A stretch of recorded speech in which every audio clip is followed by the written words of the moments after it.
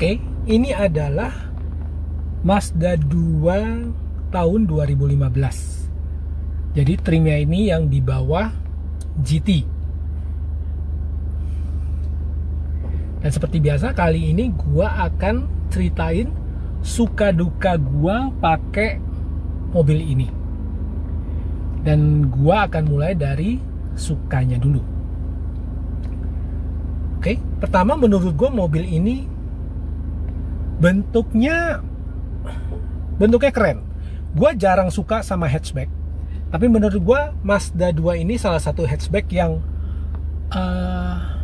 cukup oke. Meskipun Mazda 3 menurut gua jauh lebih bagus daripada ini, tapi menurut gua Mazda 2 ini oke lah dibanding let's say misalnya Honda Jazz atau Honda City misalnya. Gua lebih prefer Mazda 2 ini kalau secara bentuk ya. Maksudnya bentuknya itu menurut gua menarik. Itu yang pertama. Yang kedua,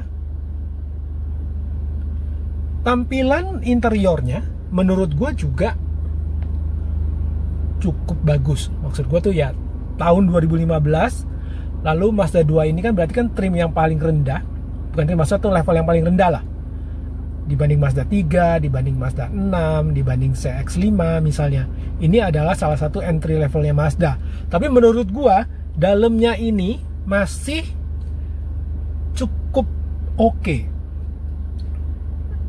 Tachometernya digital, lalu indikator bensinnya juga digital, lalu warnanya putih, jadi terkesan modern. Selain itu,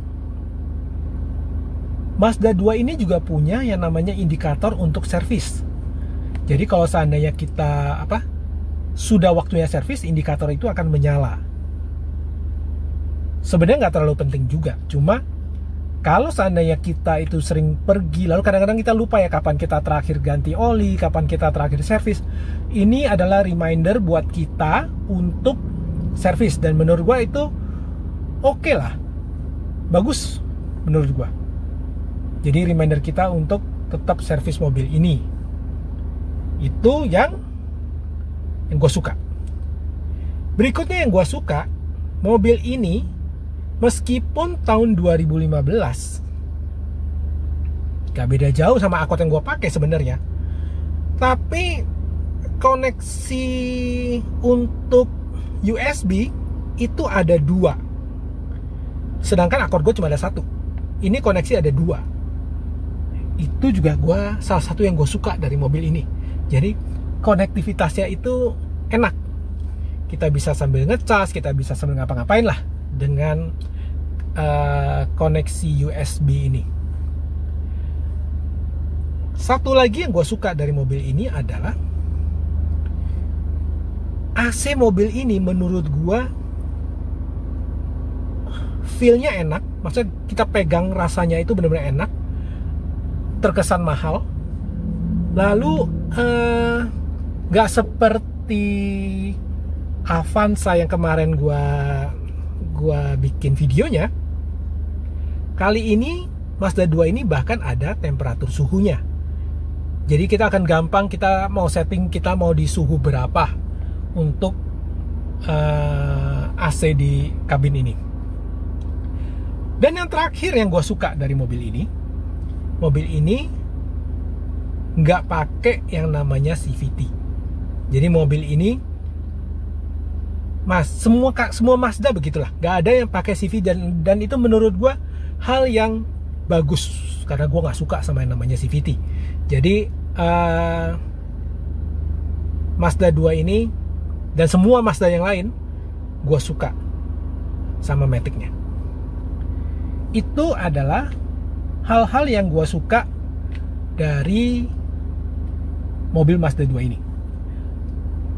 Sekarang kita akan bicara untuk hal yang gue gak suka atau dukanya gue pakai. Oh ya, satu lagi yang gue suka dari mobil ini adalah mobil ini luar biasa irit. Jadi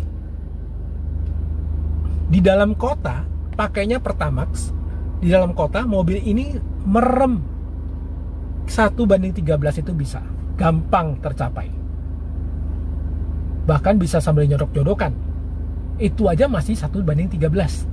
Jadi menurut gua ini irit banget. Udah mobilnya irit, matic-nya bagus, jadi dipakainya itu bener-bener enak. Ya, itu adalah yang gua suka dari mobil ini. Sekarang giliran dukanya mobil ini. Pertama, dukanya mobil ini adalah sama seperti video Avanza sebelumnya, mobil ini juga nggak ada indikator temperatur suhu. Jadi, kalau seandainya suhunya sudah overheat, berarti lampunya akan menyala merah. Dan itu menurut gua, lagi-lagi gua nggak suka. Menurut gua nggak nyaman lah dengan kondisi seperti itu. Jadi ya mungkin memang ini mobil kelas entry levelnya Mazda, tapi menurut gua apa susahnya sih ya kita pasang indikator suhu? Ya, tapi ternyata memang nggak ada indikator suhunya. Itu yang gua nggak suka yang pertama dari mobil ini. Duka gua yang kedua, mobil ini spare partnya gak murah. Mobil ini meskipun di mana-mana spare partnya ada, maksudnya di mana-mana itu di bengkel resmi itu spare partnya tersedia, tapi untuk di luaran selain bengkel resmi, gak semua toko-toko ada, dan harganya juga gak murah. Mungkin kalau seandainya kita servis di bengkel resmi itu mahal, oke lah. Tapi menurut gue ya, ini Mazda 2, kelas entry levelnya Mazda. Kalau kita servis ke Mazda, bengkel resmi Mazda, itu paling sedikit biayanya itu 3 juta something. Nggak pernah di bawah 3 juta. Itu termasuk ganti oli. Tok, nggak ada yang lain. Jadi menurut gua dengan biaya 3 juta lebih hanya ganti oli untuk kelas entry levelnya Mazda, menurut gua mahal. Oke? Itu yang gua nggak suka dari mobil ini. Contoh satu lagi. Busi mobil ini itu harganya 2 juta something. Jadi di atas 2 jutaan. Bayangin, untuk mobil entry levelnya Mazda, harga businya 2 juta lebih. Bahkan lebih mahal daripada Honda Accord gua. Gua merasa Honda Accord gua itu 1 juta lebih untuk busi aja menurut gua udah terlalu mahal.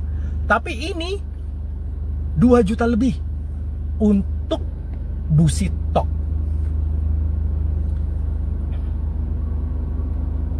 Itu yang gua nggak suka dari mobil ini. Hal berikutnya yang gue nggak suka dari mobil ini, meskipun kualitas mobil ini menurut gue cukup oke ya, interiornya menurut gue kualitasnya oke, meskipun di mana-mana ya ada plastiknya lah, ya wajar lah menurut gue. Tapi ada satu hal yang gue nggak suka. Mobil ini pakainya berarti kurang lebih udah sekitar 10 tahun. Dan logo Mazda yang ada di setir ini udah hilang nih krom-kromnya nih. Padahal pakainya baru 10 tahun. Accord gua yang pakainya udah lebih dari 10 tahun, kromnya masih bagus. Dan ini kromnya udah seperti ini. Kilometernya 170 ribuan something. Gak terlalu beda jauh lah sama Accord gua, ya. Meskipun Accord gua lebih rendah.